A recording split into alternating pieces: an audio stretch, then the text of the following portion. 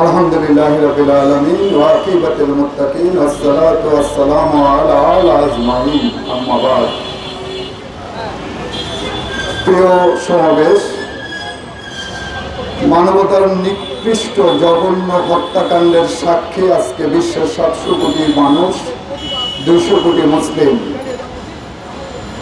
মনে হচ্ছে যে আমরা বনের পশুদের মতো হয়ে গেছি, যে আমরা দাঁড়িয়ে দাঁড়িয়ে দেখব। যদিও আমরা দাবি করি আমরা পৃথিবীর শ্রেষ্ঠ সৃষ্টি, আল্লাহ সুবহানাহু ওয়া তাআলার 18,000 মাখলুকাতের মধ্যে আমরা শ্রেষ্ঠ। তাহলে আজকে ফিলিস্তিনের এই অবস্থা কেন? গত 73 বছর যাবৎ।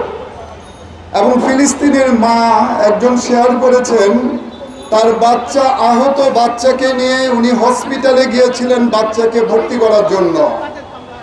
উনি বাচ্চাকে হসপিটালে রেখে এসে উনি নিজের বাড়িতে এসেছিলেন বাচ্চার কিছু জিনিসপত্র নেওয়ার জন্য। এসে দেখেন ওই বাড়িটি ধূলিসাৎ হয়ে গিয়েছে। এরপরে মা হন্তদন্ত হয়ে হসপিটালে গেলেন, দেখলেন যে ওই হসপিটাল তার বাচ্চা সহ ধূলিসাৎ হয়ে গিয়েছে। কতটা অসহায় মায়ের সে আর্তচিৎকার! পৃথিবীর মানবতার ফেরিয়ারা, পৃথিবীর বিশ্ব মরল আমেরিকা 2 দিন আগেও ইসরায়েলকে অস্ত্র দেওয়ার জন্য চুক্তি স্বাক্ষর করেছে। আমরা দেখেছি মুসলিম শাসকগুলো কিভাবে ইউক্রেনের জেলেনস্কির জন্য মিটিং করে সৌদি এবং কাতার ওই যুদ্ধ থামানোর জন্য। কিন্তু আমরা দেখি না ফিলিস্তিনের মানুষকে মুক্ত করার জন্য তাদের কোনো পদক্ষেপ। আমরা কি রিসেন্টলি দেখি নাই যে জুলাই আগস্টে যখন নির্বিচারে আমাদের ছাত্র জনতার উপর গুলিবর্ষিত হচ্ছিল, তখন আমাদের সেনাবাহিনীর অফিসাররা মিলে একটা সিদ্ধান্ত নিয়েছিল, নো লং হাসিনা।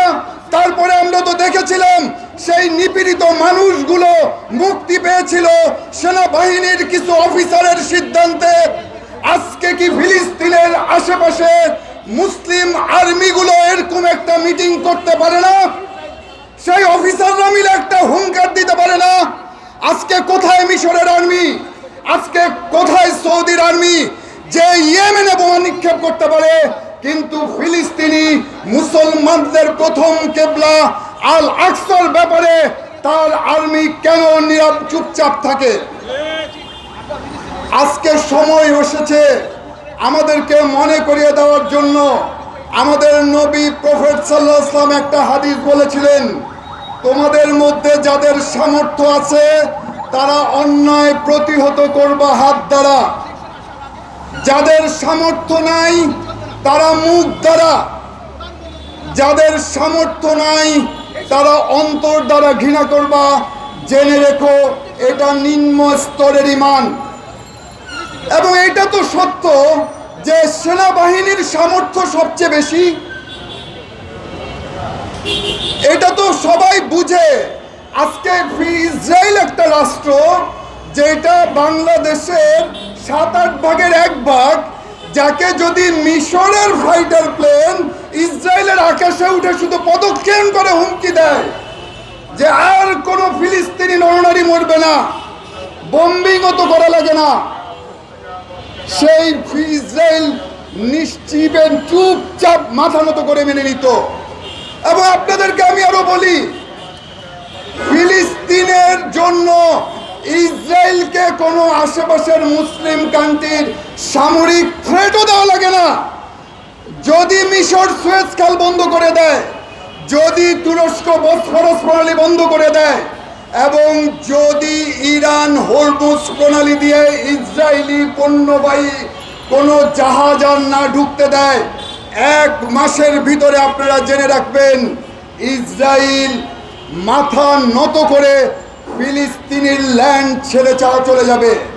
ইসরায়েল রাষ্ট্রে কোনো পণ্য তৈরি হয় না, ইসরায়েলের গ্যাস আসে মিশর থেকে। তারা এই ল্যান্ডটাকে আঁকড়ে ধরে রেখেছে। তারা জানে এই ল্যান্ডটা যদি তারা ছেড়ে দেয় তাহলে ইহুদিরা এই জায়গাটাকে তারা অকুপাই করে ফেলবে। আমরা কি দেখতেছি না যে ট্রাম্প নির্লজ্জভাবে বলতেছে গাজার উপরে সে রিসোর্ট বানাবে। আমরা কি দেখতেছি না? আমরা বিশ্ব মানবতা, আমরা যদি আমেরিকার কাছে আশা করি, আমরা যদি জাতিসংঘের কাছে আশা করি, আমরা কি 73 বছর দেখি নাই? আমরা কি ওআইসি কে দেখি নাই তারা আসলে কি ভূমিকা পালন করতেছে? তাই আজকে সময় এসেছে, যখন জুলাই আগস্ট গণ অভ্যুত্থানের মাধ্যমে আমরা দেখেছি কিভাবে জালিম লেজ গুটায় চলে গিয়েছে, এবং এটাই হয়, সব সময় জালিম লেজ গুটাই পালায়। শুধু সময় এসেছে আমাদেরকে মনে করিয়ে দেওয়ার জন্য যে মুসলিম আর্মি পৃথিবীতে তোমরা 60 লাখ তোমাদের সৈন্য, তুরস্ক তুমি ন্যাটোর সেকেন্ড লার্জেস্ট সৈন্য, মিশর তোমার 350 ফাইটার প্লেন আছে, মুসলিমরা তোমার ইসরায়েলের আশেপাশে 6টা Muslim country, Saudi, Lebanon, Jordan, মিশর, তুরস্ক, ইরাক, তোমাদের লোক সংখ্যা যত, তোমাদের লোক সংখ্যা 40 ভাগের 1 ভাগও ইসরায়েল নাই, ইসরায়েলের ইহুদিদের নাই। তাহলে আজকে কেন তারা পারতেছে? আজকে ইসরায়েল রাষ্ট্রের পিছনে মদতদাতা রাষ্ট্র আছে, রাষ্ট্র, সে তার সমস্ত শক্তি নিয়ে ইহুদিদেরকে সাপোর্ট করে। যেরকম আমরা দেখেছি বাংলাদেশের ইসকনকে সাপোর্ট দেওয়ার জন্য ভারত কিভাবে সামনে চলে এসেছে। আমরা জানি আমাদের প্রধান উপদেষ্টা ডক্টর মোহাম্মদ ইউনূসকে বিমস্টেক সম্মেলনের সাইড লাইনে মোদি এই দেশের সংখ্যালঘুদেরকে জিজ্ঞেস, সংখ্যালঘুদের ব্যাপারে প্রশ্ন করেছিল, কিন্তু আমরা জানি না, আমাদের পত্রপত্রিকা দেখি নাই, বা হলেও হতে পারে আমাদের ডক্টর ইউনূস চোখে চোখ রেখে বলা উচিত, ভারতের সংখ্যালঘুদের উপরে যখন মুসলিমদের মসজিদ যখন ভেঙে ফেলে, মুসলমানদের হোলির উৎসবে যখন আক্রান্ত করা হয়, তখন আপনার পদক্ষেপ কি হয়? যখন আমার এখানে মন্দির পাহারা দেয় মুসলমানরা, আপনি কি চোখে ঢুলি পড়ে থাকেন? আজকে আমাদেরকে যদি চোখে চোখ রেখে কথা বলার সত্যিকার অর্থে মিনিং করতে হয়, এটাই হচ্ছে চোখে চোখ রেখে কথা বলা। আমরা জানি মুসলমানদের খলিফা দ্বিতীয় আব্দুল হামিদ, সুলতান আব্দুল হামিদ, তার কাছে ইহুদিরা এসেছিল ইহুদিদের জন্য জেরুজালেমে একটা জায়গার জন্য। সুলতান আব্দুল হামিদ উত্তর দিয়েছিল, থিওডর হার্টজেলরে, মুসলমানদের রক্তে এই ইসরায়েলের যে ইহুদিদের যে জেরুজালেম, মুসলমানদের রক্তে এটা অর্জিত হয়েছিল। এই জেরুজালেমকে কোনো মুসলিম শাসক হিসেবে আমি তোমাদের হাতে তুলে দিতে পারি না। আমার রক্ত ঝরতে পারে, তারপর আমি তোমাদের হাতে এটা তুলে দিব না। এবং আমরা জানি ওসমানী খেলাফত ধ্বংস হওয়ার আগ পর্যন্ত ইসরায়েল রাষ্ট্রটা গড়ে উঠতে পারে নাই। ইসরায়েল রাষ্ট্রটা গড়ে উঠেছে মূলত দ্বিতীয় বিশ্বযুদ্ধের পরে, এবং ট্রুম্যান এবং ব্রিটিশ তারা এই ইসরায়েল রাষ্ট্রটাকে ওখানে পত্তন করেছিল। এবং ইহুদিরা কিরকম সেটা হিটলারের একটা উক্তি তো আমরা জানি। হিটলার বলেছিল, আমি অনেক ইহুদিকে হত্যা করেছি, কিন্তু কিছু ইহুদিকে আমি রেখে গেলাম যাতে বুঝতে পারে ইহুদিরা কি চিজ। সেই ইহুদিদের ব্যাপারেও তো আল্লাহ সুবহানাহু ওয়া তাআলা সূরা মায়েদায় বলতেছে, সূরা নিসায় বলতেছে, নিশ্চয়ই মানব জাতির মধ্যে মুসলমানের ক্ষতিতে আপনি সবচেয়ে উগ্র দেখবেন ইহুদি এবং মুশরিক। আজকে তাদের যে একটা ন্যারেটিভ, তাদের যে একটা রিলেশন তৈরি হয়েছে, সেইটা ভাঙার জন্য আমাদের মুসলিম দেশগুলোকে ঐক্যবদ্ধ হতে হবে। যেরকম ঐক্যবদ্ধ করে গিয়েছিলেন আমাদের রাসূল সাল্লাল্লাহু আলাইহি ওয়াসাল্লাম, যেরকম ঐক্যবদ্ধ করেছিলেন আমাদের খোলাফায়ে রাশিদিনরা, যেরকম ঐক্যবদ্ধ করেছিলেন উমাইয়ারা, যেরকম ঐক্যবদ্ধ করেছিলেন আব্বাসীয়রা, যেটার ঐক্যবহতা ধরে রেখেছিলেন ওসমানীয়রা। মুসলিমরা ছিল একটা বডির মতো, মুসলিমরা ছিল ভাই ভাই। মুসলিমরা শরীরের কোনো অঙ্গে ব্যথা পেলে বাকি মুসলিমরাও সেটার জন্য কাঁদত।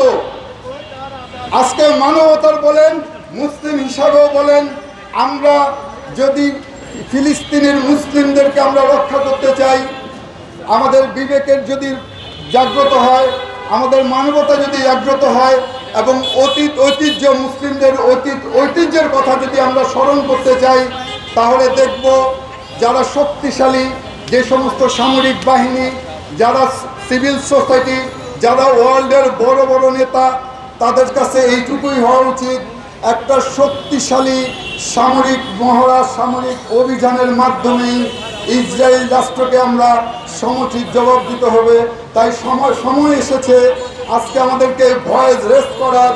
মুসলিম আর্মি, বাংলাদেশ আর্মির মাধ্যমে আমরা মুসলিম আর্মি, সৌদি আরব আর্মি, জাতিসংঘের শান্তিরক্ষা মিশনের মাধ্যমে জাতিসংঘের আর্মিকে পিস কিপিং মিশনে আমরা বিভিন্নভাবে বলতে চাই, ইসরায়েল রাষ্ট্র কারো কথা শুনবে না, কারো কথা শুনবে না। যদি তার উপর শক্তি প্রয়োগ করা না হয় তাহলে সে কারো কথা শুনবে না, এটা প্রমাণিত সত্যি হয়েছে। তাই আসুন আজকে আমরা সবাই এক হয়ে এই ফিলিস্তিনের মুসলিমদেরকে বাঁচানোর জন্য আমরা মুসলিম জাতিসত্তা ঐক্য হই এবং তাদেরকে দমন করার জন্য প্রয়োজনীয় সকল পদক্ষেপ আমরা যাতে নিতে পারি। আল্লাহ যাতে আমাদেরকে সে তৌফিক দেয়। ওমা তৌফিক ইল্লা বিল্লাহ। আল্লাহ আপনির জন্য, ফিলিস্তিনের মুসলিমদের জন্য আমরা সর্বোচ্চ, আমরা আমাদের সবচেয়ে যতটুকু পারি সে চেষ্টাটা করেছি, আমাদের চেষ্টাটাকে কবুল করে নেন। আমরা যাতে আল্লাহর কাছে কালকে মতো বলতে পারি, ফিলিস্তিনের একজন নারী, ফিলিস্তিনের একজন শিশু, ফিলিস্তিনের একজন বৃদ্ধার জন্য আমরা বাংলাদেশের প্রেস ক্লাবের সামনে আয়োজন করেছিলাম। আমরা মেসেজ দিয়েছিলাম বাকি যারা পদক্ষেপ নেওয়ার এটা তাদের উপরে পদক্ষেপ নেবে, আমরা শুধু মুখ দ্বারা করতে পারি। এবং আজকের এই আয়োজন করার জন্য গণশক্তি সভার সাদেকুর রহমান সাহেবকে ধন্যবাদ জানিয়ে আমার বক্তব্য শেষ করছি।